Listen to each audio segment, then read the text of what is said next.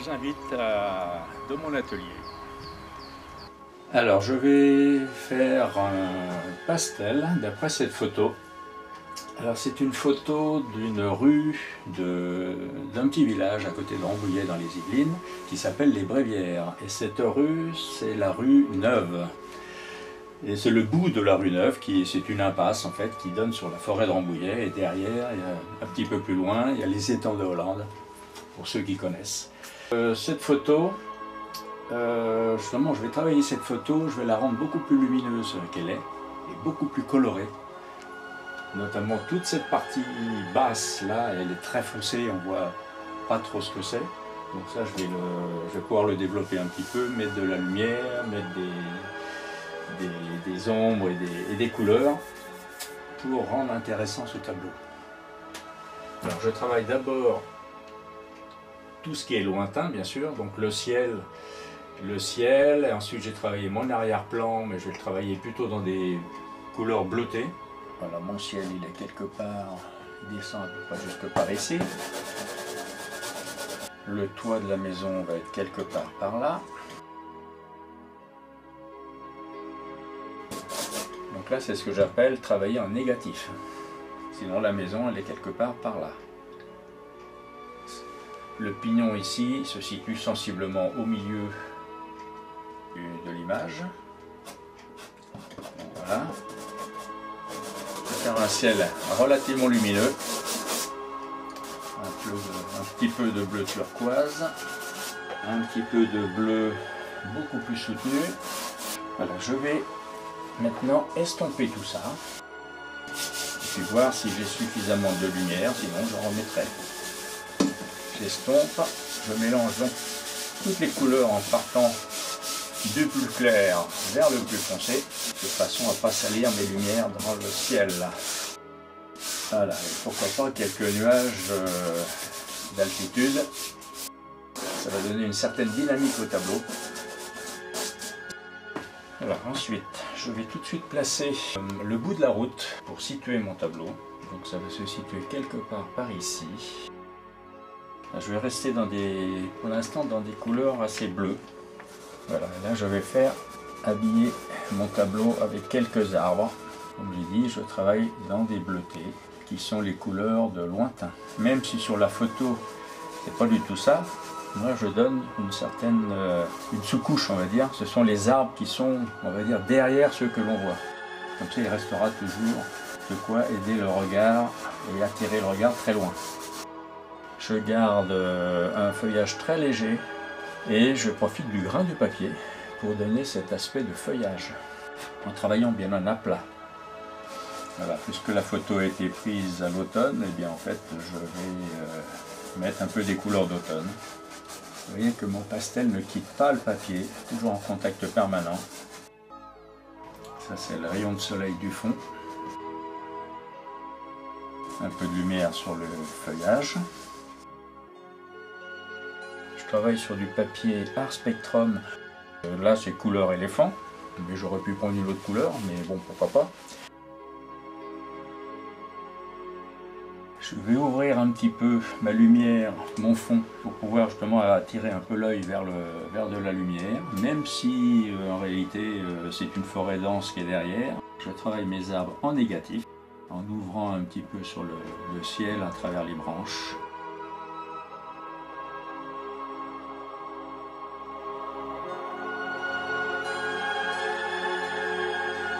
Ensuite, je vais tout de suite mettre mon toit. Je vais travailler dans des couleurs relativement foncées, mais je vais mettre d'autres couleurs avec. En travaillant léger, comme ça, je garde un peu l'impression de... J'utilise le grain du papier pour donner l'impression de tuiles. Après, je mettrai quelques rayons de soleil.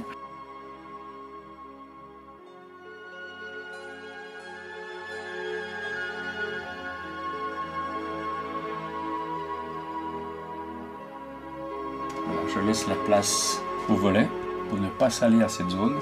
Ça c'est le crépi de la maison.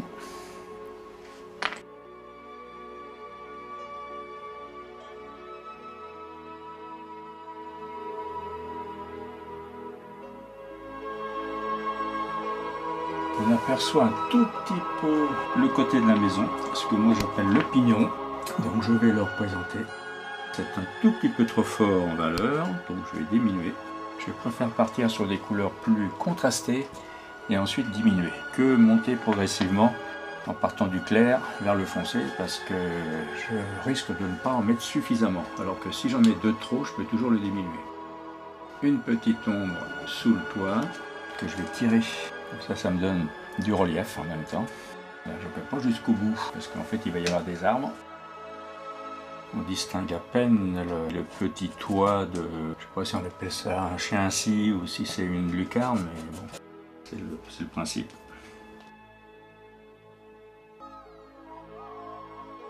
Voilà, sur le dessus, il doit y avoir un petit peu de zinc. Je vais le mettre, ça amène un petit peu de lumière, sans trop rentrer dans le détail. Là, par contre, il va y avoir un petit peu de lumière.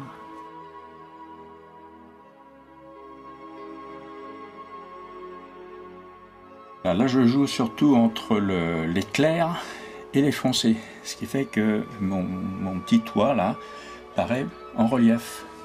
Donc uniquement en jouant sur le clair et non pas sur des traits. Beaucoup d'artistes travaillent par traits, moi je travaille sans dessin. Le dessin vient au fur et à mesure, mais simplement sur l'opposition des clairs et des foncés. Là j'ai laissé la place à la cheminée.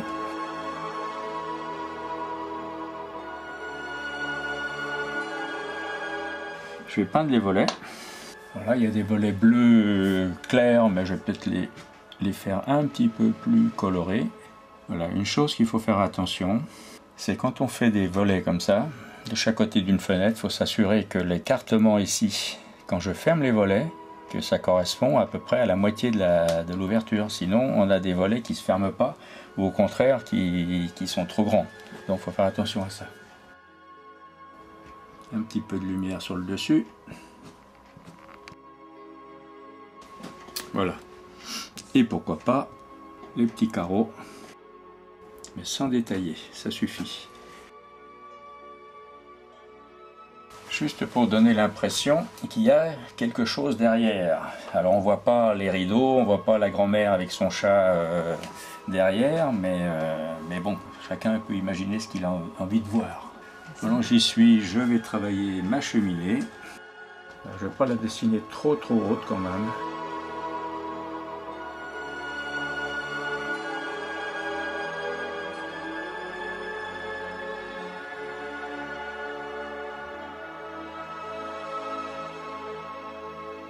Et sur le dessus,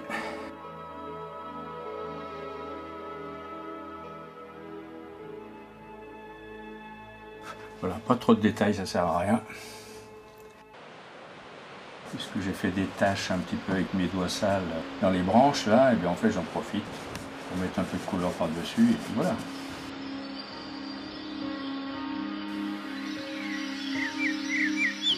Là il y a un tronc qui est assez lumineux, pourquoi pas, avec quelques branches. Alors j'ai tenu un tout petit peu pour pas que ce soit trop fort.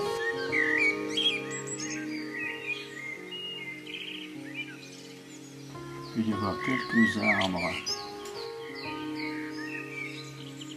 Je vais atténuer un tout petit peu avec un petit voile bleuté, juste pour qu'on les aperçoive au loin, mais sans plus. Alors si c'est l'automne, eh bien on va y mettre des jaunes, des orangés. Alors comme il y avait du bleu en dessous, ben forcément on va un peu sur les verts. Voilà. Alors puisque j'ai les doigts sales, eh ben, j'en profite pour tracer la route. Voilà, je vais faire une route en perspective, comme ça, voilà. Ça sera ma couleur de base, de fond. Et pourquoi pas un peu de violet. Alors bien sûr, sur la photo, il y a des voitures. Moi, je vois pas l'intérêt de mettre les voitures, donc je les supprime. Par contre, là, c'est sous les arbres, donc foncé. Et également, là, il y a du foncé aussi, c'est l'ombre des broussailles et des murs.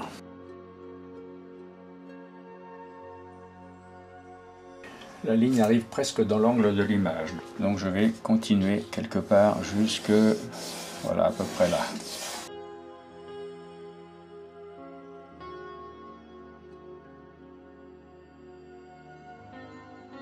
Et là, le muret. Là, il doit y avoir une porte ou une fenêtre ou quelque chose, avec une poutre au-dessus. Plus haut que ça. Après, j'y mettrai de la couleur. Voilà, si je suis gêné de la main droite, je prends la main gauche. Quelques petites branches d'arbres qui sont côté opposé à la lumière, donc qui sont en contre-jour. Je ne cherche pas à faire du détail. Si on y voit un sapin, ben c'est un sapin. Si on y voit autre chose, c'est autre chose. C'est pas grave. Voilà, maintenant que j'ai mis ma base foncée, je vais pouvoir créer ce que j'appelle une ambiance. C'est-à-dire, je fais ça de façon à pouvoir par la suite mettre des couleurs par-dessus et le tout va paraître en relief par rapport à ce qui est derrière foncé. Voilà, ben la maison commence à arriver.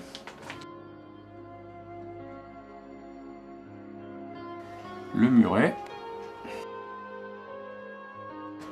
sans rentrer dans le détail vraiment, juste un petit aplat avec l'arête.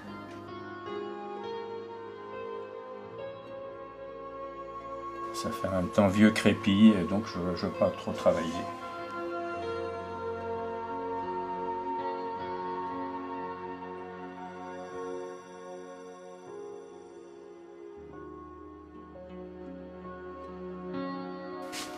Voilà, maintenant je vais mettre un peu de couleur, si possible assez sympa pour pouvoir agrémenter mon tableau. De ce côté-là, il n'y en a pas, mais bon, je peux en mettre quand même. Il faut que ça représente du feuillage. Et puis il va en avoir là, du vert. Je vais mettre un peu de turquoise. Un turquoise un petit peu éteint. S'il y a des verts, il devrait y avoir un petit peu de couleur chaude avec. Pourquoi pas ça? L'ombre.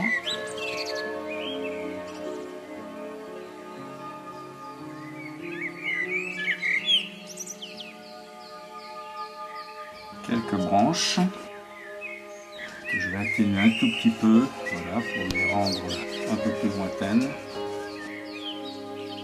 Un petit peu d'orangé, ramener de la lumière.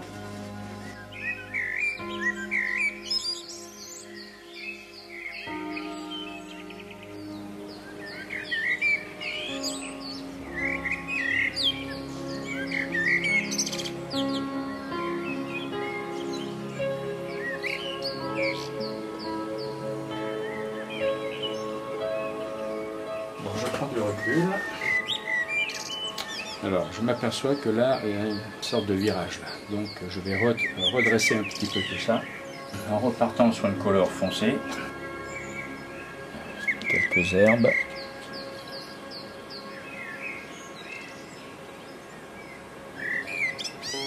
Voilà, ici, comme il y a une masse, il n'y a pas grand chose, je vais faire ressortir le mur. Enfin, je vais imaginer un mur qui se trouve derrière, sous ces buissons. Je fais bien attention à la ligne d'horizon qui se trouve quelque part par ici, donc j'ai un point de fuite par là. Donc c'est-à-dire que toutes mes lignes qui sont en dessous montent et vont chercher mon point de fuite. Et toutes les lignes au-dessus, mais là j'en ai pas. Si ma maison était en perspective, là elle l'est pas, j'ai juste de face. Et bien en fait les lignes iraient également chercher mon point de fuite. Mais donc si je fais un muret, si je le mets par là, je pense que là, on peut même mettre un petit toit en briques ou en tuiles. Ça me ramène un petit peu de lumière en même temps et de couleur surtout. Mon muret ne peut pas être clair, trop clair, parce qu'en fait il est dans l'ombre. Alors pour ceux qui vont se poser la question, qu'est-ce que je fais là? Eh bien en fait, si vous regardez bien, la plupart des murets ont des joints, comme ça sur les tuiles, parce qu'il y a une tuile de rivele en fait, et c'est le joint, et la lumière qui s'accroche dessus donne cette impression de clair là, de pointillé, mais en fait c'est souvent comme ça. Et pourquoi pas là-haut aussi. Pourquoi pas forcer un petit peu sur le contraste sous les tuiles. Ne pas avoir peur de mettre de la couleur J'ai un violet dans la main, ben je mets du violet. Un petit peu de lumière qui s'accroche sur des branches, sur des fleurs. Et comme il y a des bleus à côté, les jaunes, en fait on est un peu dans les jaunes orangés, c'est les couleurs complémentaires qui vont ensemble. Mais ça ramène de la couleur. Voilà, maintenant je vais mettre du soleil.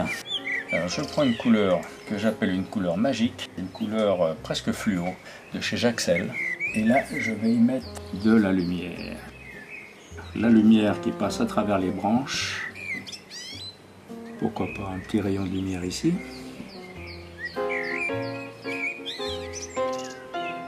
Voilà, et maintenant de la lumière sur la route. L'herbe éclairée. Comme le soleil vient un peu derrière nous, voilà, donc j'incline un tout petit peu ma lumière, les traits de lumière. Voilà, je vais délimiter un tout petit peu l'herbe.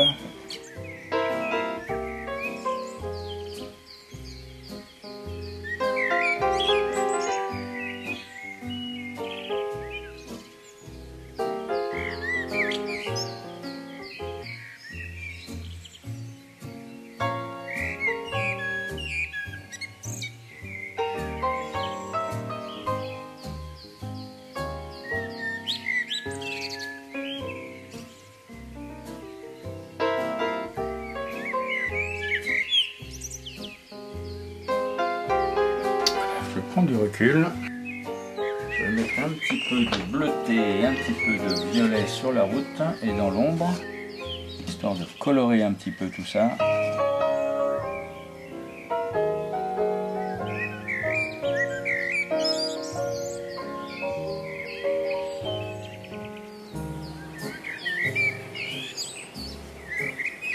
Et voilà. Alors je vais peut-être revenir un peu sur quelques retouches, comme d'habitude, hein. C'est jamais terminé. Là c'est un petit peu confus, mais bon, pourquoi pas. Je vais mettre un petit peu de lumière sur la maison. Bon, ben voilà.